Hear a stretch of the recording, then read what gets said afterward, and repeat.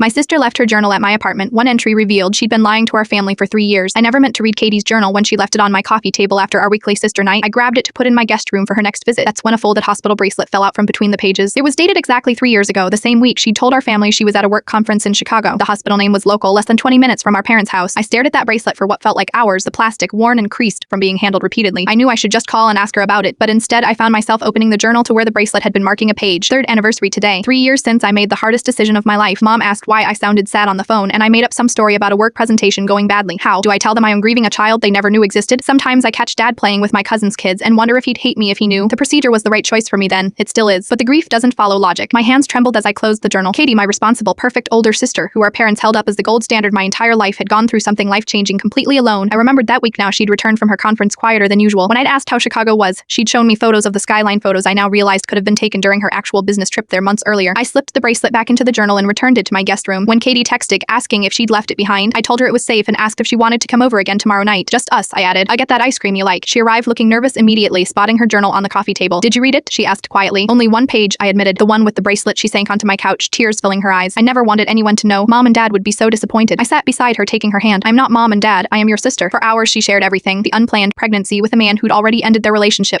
The impossibility of becoming a single mother while finishing her medical residency. The decision she made alone because she was too afraid to tell anyone. For 3 years I visited the waterfront park on that day. She whispered, it helps somehow. Next year I'll go with you, I said, if you want company. She looked at me, really looked at me, maybe for the first time since we'd grown up. I'd like that. We never told our parents. Some secrets aren't ours to share. But last month on the 4th anniversary, we went to the waterfront together. As Katie threw a single white rose into the water, I stood beside her, my hand on her shoulder. Sometimes the heaviest burdens our loved ones carry are invisible to us until they let us see. And sometimes being family means standing witness to grief that has no name.